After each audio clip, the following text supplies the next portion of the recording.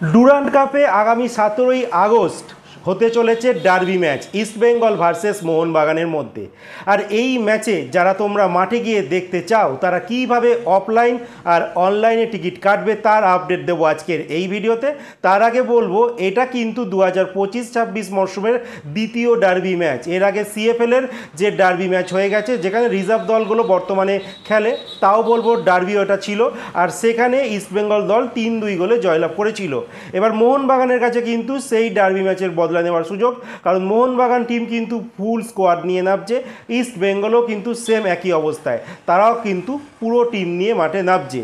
তো দুটো টিমের মধ্যে একটা হাড্ডাহাড্ডি ম্যাচ দেখতে চলেছি। আর ইস্ট বেঙ্গল তো এই বছর একটা ভালো দল বানিয়েছে, তো এবার দেখার বিষয় কি রেজাল্ট হয়। তো এই ম্যাচে তোমরা যারা মাঠে গিয়ে দেখতে চাও তারা কিভাবে অনলাইনে টিকিট কাটবে, তো অতি অবশ্যই তোমাদের যারা অনলাইনে টিকিট কাটবে তাদেরকে বুক মাই শো অ্যাপস থেকে গিয়ে তোমাদের অনলাইন টিকিট কাটতে হবে। 17ই আগস্ট খেলা রয়েছে, আর 14 আগস্ট, 15 আগস্ট আর 16 আগস্টে তোমরা অনলাইনে টিকিট কাটতে পারবে। 14 আগস্ট বেলা 11টা থেকে, মানে সকাল 11টা থেকে কিন্তু লিঙ্ক তোমাদের ওপেন হয়ে যাবে, যেখান থেকে তোমরা অনলাইনে টিকিটটা কেটে দিতে পারো।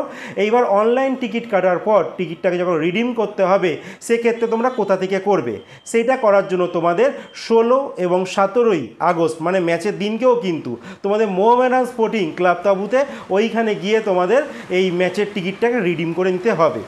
এবার বলবো যারা তোমরা অফলাইনে টিকিট কাটতে চাও তারা কিভাবে পাবে। তো সেক্ষেত্রে যারা ইস্টবেঙ্গল ফ্যান তারা ইস্টবেঙ্গলের ক্লাব তাঁবুতে চলে যাবে, আর মোহনবাগান ফ্যান তারা হচ্ছে মোহনবাগানের ক্লাব তাঁবুতে চলে যাবে। তারা চলে যাবে 16ই আগস্ট, সেখানে গিয়ে তোমরা বেলা 11টা থেকে কিন্তু টিকিট পেয়ে যাবে। আর অনলাইন আর অফলাইন দুটো জায়গায় কিন্তু একজন ব্যক্তিকে দুটো করে টিকিট দেওয়া হবে, তার বেশি কিন্তু টিকিট দেওয়া হবে না। তো এই রইল ডার্বি ম্যাচের টিকিটের আপডেট। ভালো লাগলে সবার কাছে তোমরা ভিডিওটা শেয়ার করে দিতে পারো।